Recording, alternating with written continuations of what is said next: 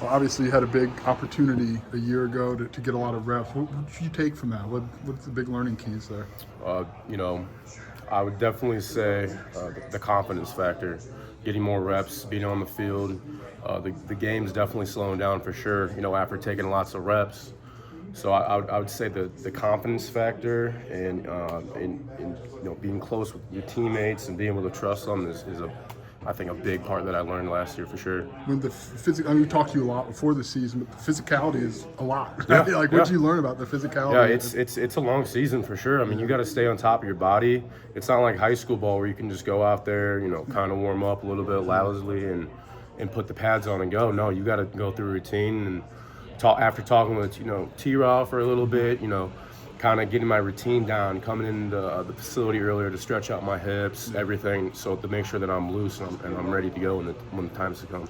What did that do for you to have guys like T-Rod, Dennis to Zeke to bounce ideas off of, learn from? They played a lot of snaps. Yeah, in no, college it's football. they come with a lot of experience. So just being able to pick their brain is definitely a big thing I took from the game. Learning like definitely for extension and stuff.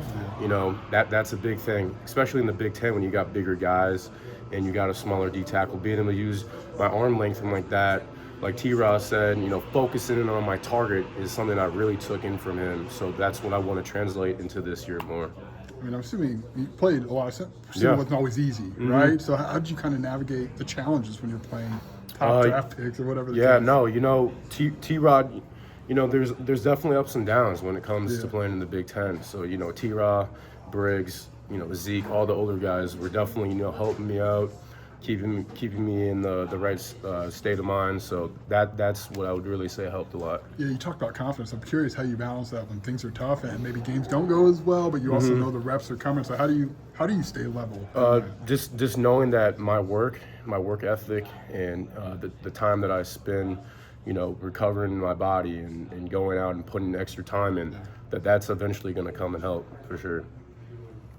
I think it's this time of the spring where you get a little competition with each other, where the off season's a lot of individual. I mean, how important is that in kind of the iron sharpening iron? No, I was a wrestler, so that I've definitely iron sharpens irons. Like that's definitely a big key factor to this, and so I think it's big. Being able to be competitive, that brings the best out of you.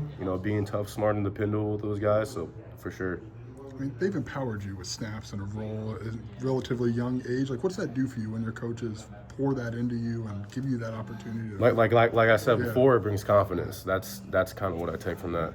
Yeah. J-Mo, we always hear about like attention to detail with him. Like, what makes him so good, and what is that attention to detail? Like I said before, it's locking in on the small fundamentals. Doing the small thing right. So when big moments come, you're not overtaken by those moments.